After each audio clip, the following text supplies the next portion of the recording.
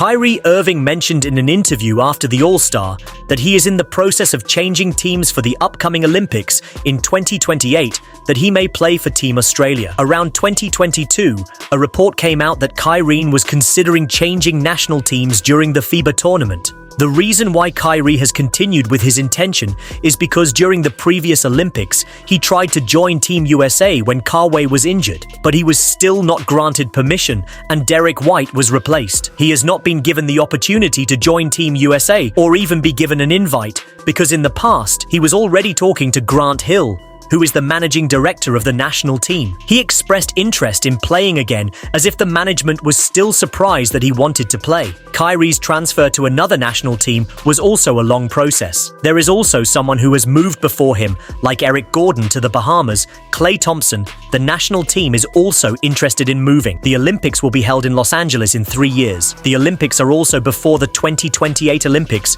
based on Kyrie, who is now in the process of transferring, which is likely to be allowed by Team USA because it will be 10 years since he last played for the team. There will also be a small chance that Kyrie can play in the qualifiers of the PB in the World Cup for the 2027. That year has also arrived.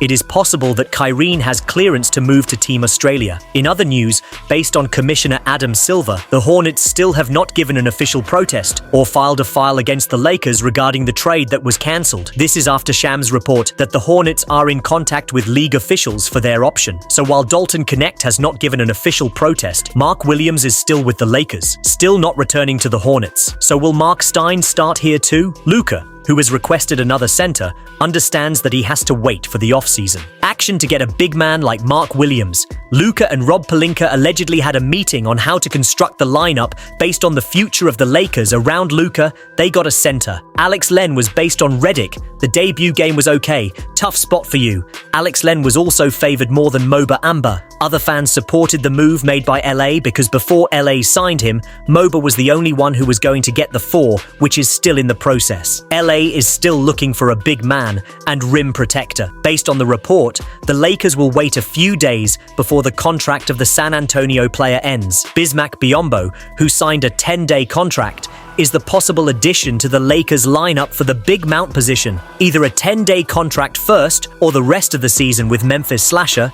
Bismack averaged 5 points, 6 rebounds, 1 block, and 56% from the field in 23 minutes. Bismack was really a rotational center, and Alex Len was in his last game against the Lakers. Just 4 points, 7 rebounds, and 22 minutes. The last time he played 20 minutes or more in a season was in 2019, so that's been a while. Bismack is also an undersized center, and he's been linked to the Lakers for a long time. It's just that he's not going there yet, since the Hornets haven't filed an official protest against the Lakers that if the Lakers take a player or a center from a buyout, they need to release a player like Christian Wood for Alex Len, because based on the lineup, the 2 players that could potentially be released are Markieff Morris or Cam Reddish and Maxi Kleber, because that's still $11 million. If the Lakers release Cam Reddish, it's not known if the Hornets' protest will survive, because he was part of that trade. The Lakers can't return him to the Hornets if the NBA favors the Hornets in their protest.